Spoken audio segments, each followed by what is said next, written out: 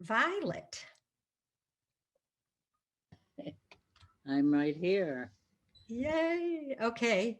Hello, everybody. Anyway, Hello, Hello, Violet. Violet. I'm still here. Hello. Hello, Hello. Violet. Hello, Hello, Violet. Violet. Hello, Violet. Oh, hello. Hello, Violet. And this is Mahatma, my son, for those of you who don't know. Anyways, helping me here. I used to be very comfortable with that, with technology, but as I'm aging and technology is expanding, I'm not so comfortable anymore. So need a little help. Okay, I'm going to talk about projection. Now, I'm not going to give you a lot of definitions. There are many definitions of different kinds of projection. I'm going to give you a couple of examples.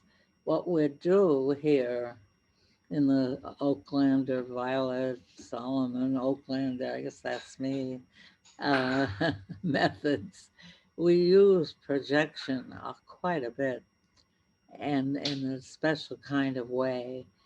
And, you know, every time a child makes a statement about the self, what she likes or what he doesn't like or what she wants or what she doesn't want or she thinks about or what she doesn't, it improves and expands the self, strengthens the self.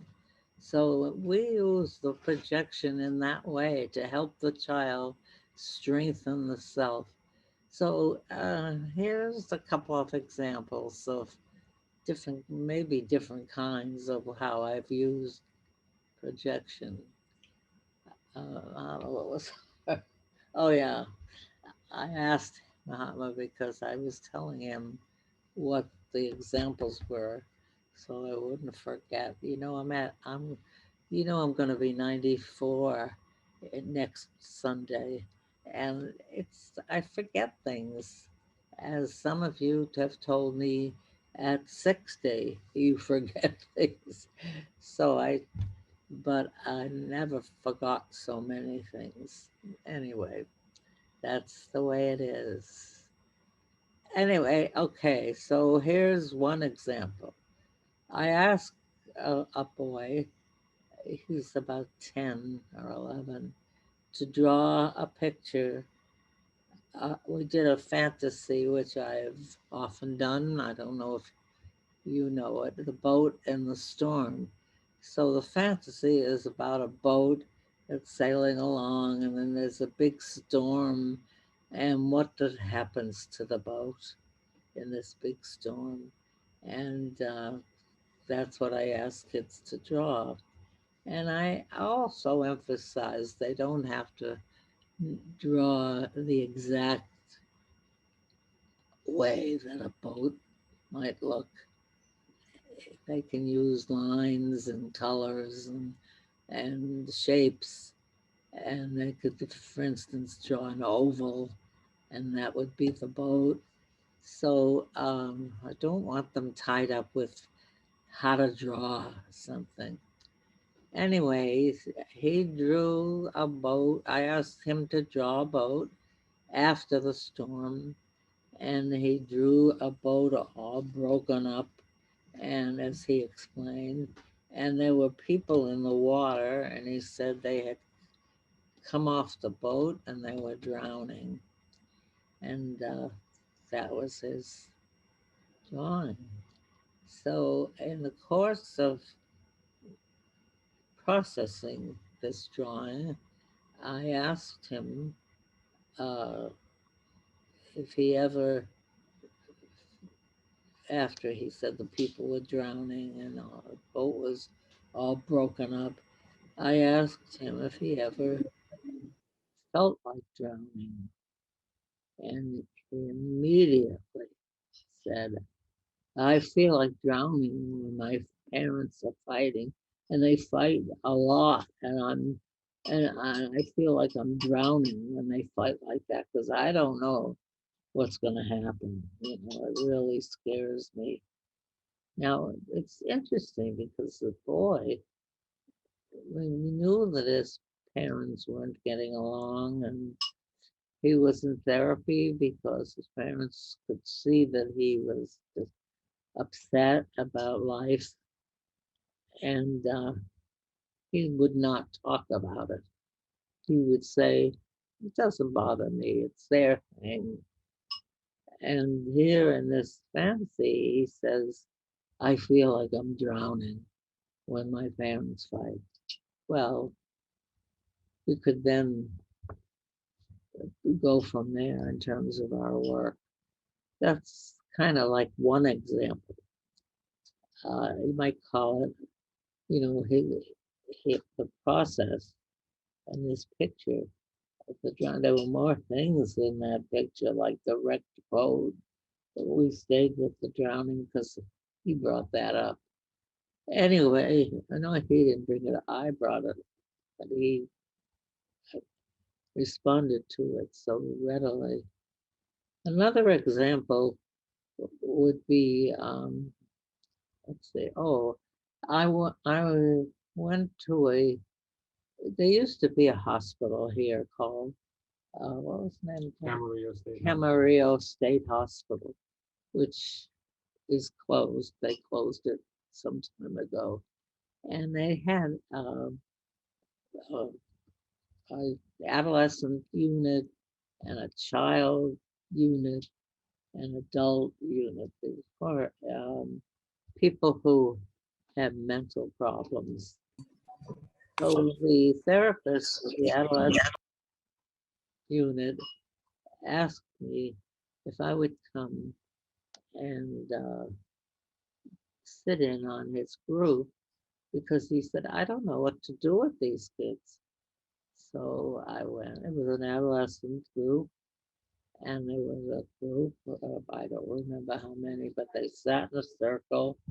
And so I came in and I brought with me a bag of toys, the kind we use in the sand tray, and emptied the bag out in the middle of the circle, which in itself was exciting for these children. They just stared at the toys. And I said, now I'd like you to pick a toy from this group. Just pick any toy. And you can't keep it, but you have to give it back to me.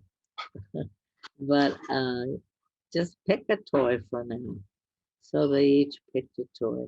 Actually, this was a group of all boys, and they were about 11, 12, maybe even 13, 14, that group. So they all picked a toy, and we went around. I asked each one to imagine that they were the toy and to say something about themselves as the toy using I. I am this truck and I and so forth. So one of the boys picked a snake and he said, I'm a snake and people are afraid of me. And and he described the snake. And at the end, I said, was there anything in what you said remind you of you or makes you think of you as a boy or you in your life or anything? And he said, I don't know. See, people, I said people are afraid of me. People are not afraid of me, just a snake. And I don't bite. I'm not poisonous. And the rest of the group, the boys, started yelling, what do you mean you're not, people are not afraid of you? Everybody's afraid of you. This is a very large boy who lots of muscles. And he said, what do you mean you're afraid of me? And the other boy said, I'm always afraid of you. You have that stern look on your face and and you just always look like you're ready for a fight. I'm always afraid that you'll start in on me. I am, and so the rest of the boys all joined in. Yeah, I'm afraid of you too. Or turned out they were all afraid of him, and he was. It was a little while before he could own this projection of people being afraid of him. He said, I don't know why you're afraid of me. I'm not going to fight you. I don't want to fight you. And sorry, you might have a stern look on my face. I've learned how to do that, to protect myself. You know, all my life I've had to do that to protect myself. But I'm not going to fight you. I like all of you. And the other boys responded, no, that's nice. I'm glad. And we kind of resolved the group at that point after everybody had had a turn and did own quite a few of their, what I call their projections. As they described their toy, you can be sure that something of them appeared in their description relating to the toy. And it didn't matter. If each person had picked the same toy, they all said they would say different things perhaps, but there would always be something they could own for themselves. And sometimes if they can't, I might say, do you ever feel like you want to hide, like you said about your toy, or a little prompting?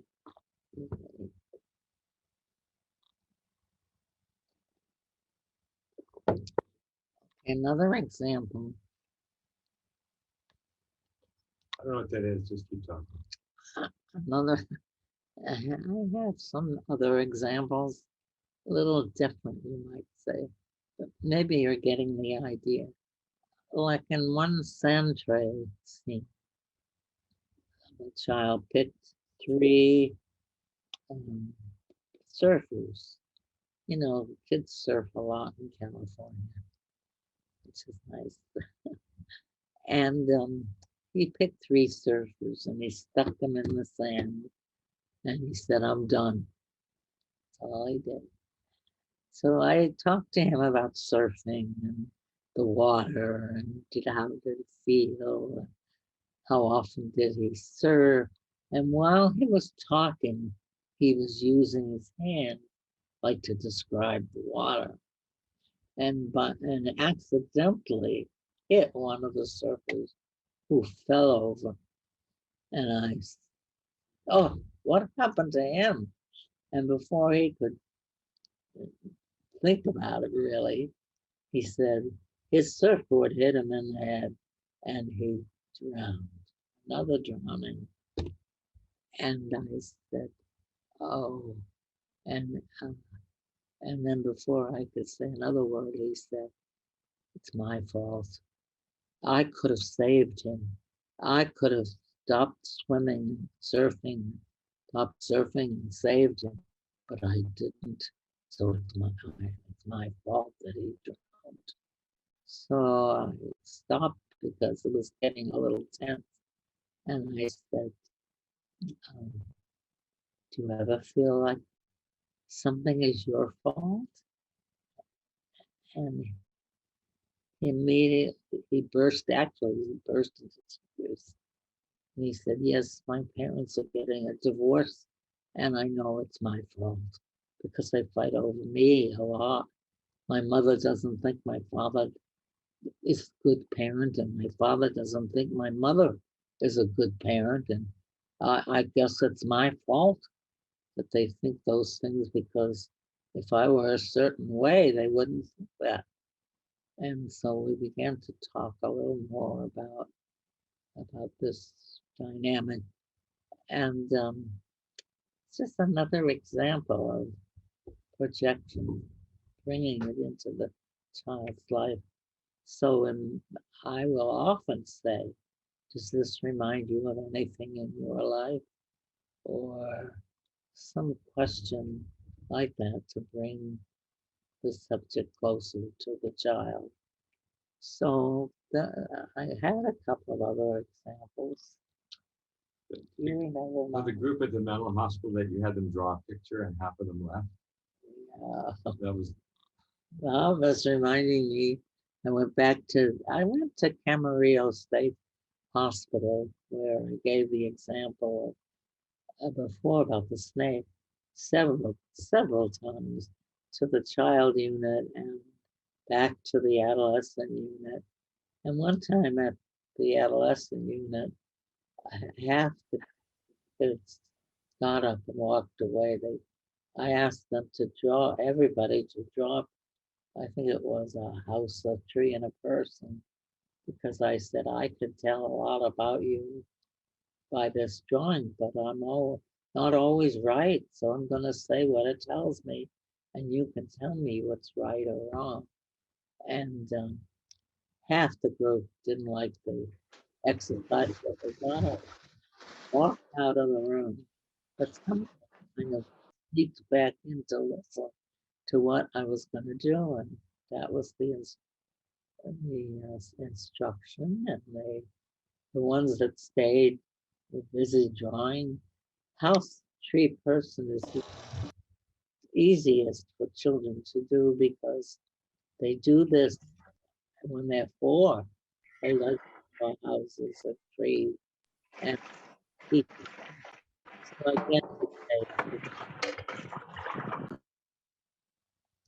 it doesn't have to be exact.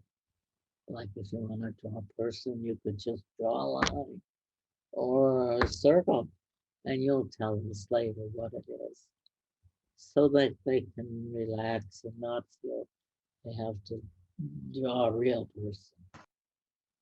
Anyway, so the ones that did that were busy and working with each person, telling them what it was.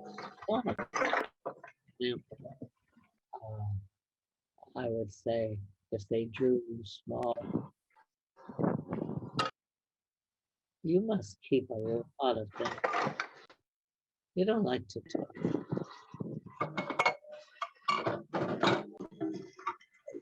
somebody's not using.